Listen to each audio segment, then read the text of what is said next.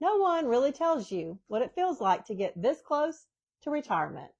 The financial checklist, I've got those. The spreadsheets, I live in them. But lately, I've been learning from women who've already crossed that line, and the part that surprises them most isn't about money at all. It's about who you are when the schedule clears, the inbox goes quiet, and there's finally space to think. I'm not retired yet, but in just under 3 years, I will be. And I'm trying to prepare now for the part that no one talks about. If you're planning your own road to retirement, or maybe you're already walking it, go ahead and hit that subscribe button because I'm sharing the lessons, the numbers, and the honest truths as I get ready for life after corporate. Hey there, I'm Cheryl, your corporate country girl. I still work a corporate job from home here on our family farm in northern Alabama, but I'm counting down to retirement in just 2 years and 9 months. I'm single, no kids, but I've got a big family and plenty of kid time with my nieces and nephews. And as I plan for this next chapter, I'm realizing that retirement isn't just about math, it's about mindset, identity, and what kind of life I actually want to live when the work chapter closes. The transition starts before you leave work. One thing I've learned from recently retired friends, they all say the emotional shift hits earlier than expected. They describe this weird space where you're still working, but your brain has already started to step into retirement mode. You catch yourself thinking, what will my mornings look like when I don't log into Teams? I've started paying attention to those kind of thoughts now, and it's helping me to prepare for that first Monday morning when no one's waiting for me to sign on. You have to build a new sense of purpose on purpose. One friend I talked to said the hardest part wasn't stopping work, it was figuring out what to start doing again. So I've made it part of my retirement plan to define my next purpose early. For me, that means continuing this channel, volunteering, and maybe even mentoring other women who are preparing for their own retirement. Purpose doesn't have to be complicated. It just has to matter to you. Boundaries will still matter, just in different ways. During my corporate years, my calendar has been my built-in shield. If it wasn't scheduled, it did not happen. But I've noticed something watching my retired friends. Once that work calendar disappears, everyone suddenly assumes your time is wide open. I can't tell you how many of my friends say they are busier being retired than when they were actually working. Or even statements like, how did I have time to work with everything that needs to be done? I'm already practicing soft boundaries, like scheduling me days, even while I'm still working. That habit will carry into retirement when my time is truly my own, because being home does not mean being available 24/7. Confidence has to be rebuilt, not maintained. So many women told me they were surprised by how much confidence they lost when their careers ended. Not because they weren't proud of what they'd done, but because they defined themselves by it for decades. That really stuck with me. So right now, I'm learning to separate who I am from what I do. I'm practicing being proud of things that don't involve job titles, like finishing my 3-month no-buy challenge, or hitting a new goal on this channel, or finally learning more Cherokee phrases each week.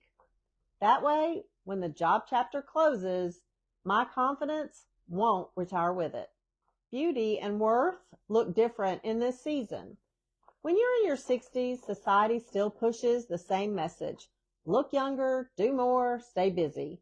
But I've started realizing that beauty and value now come from presence, not perfection. It's about showing up as yourself. Laugh lines, wrinkles, all of it.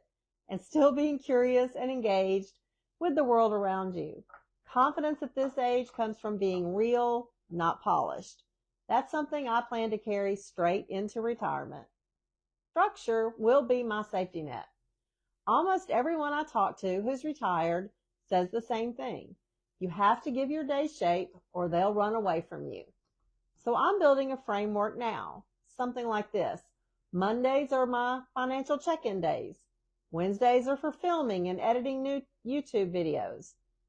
Saturdays are my family time, or as I call it, niece and nephew duty.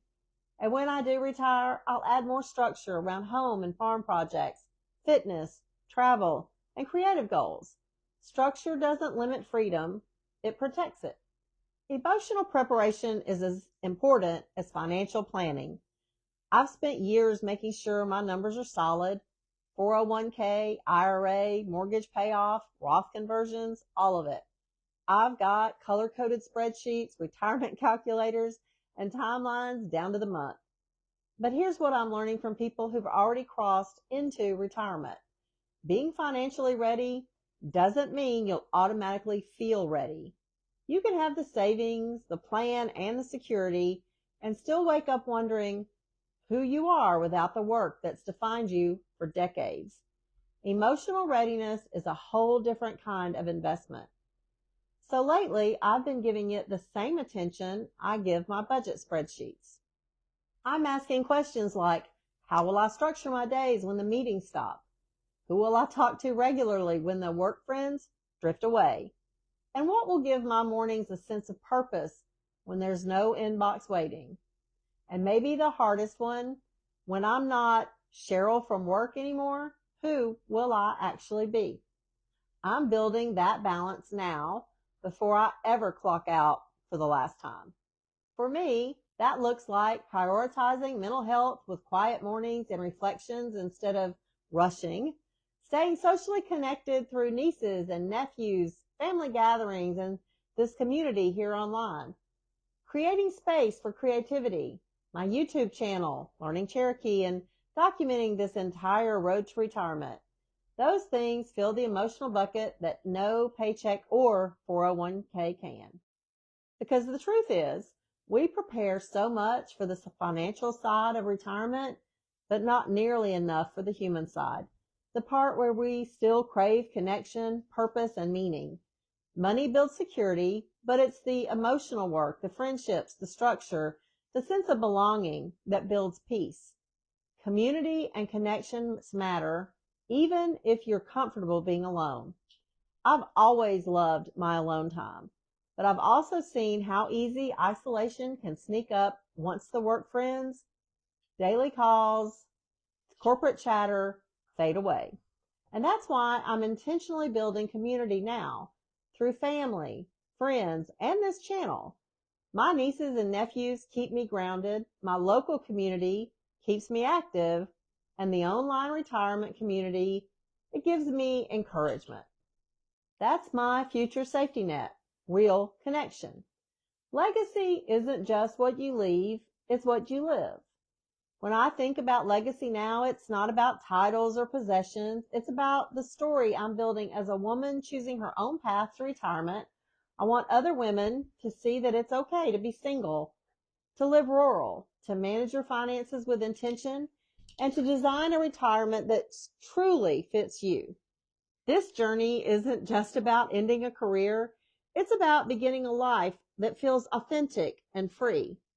So what no one tells women about retirement, it starts long before your last day at work. The real preparation isn't just about saving money.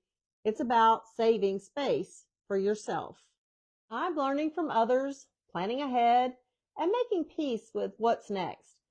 And if you're walking that same road, I hope you'll keep following along as we figure it out together.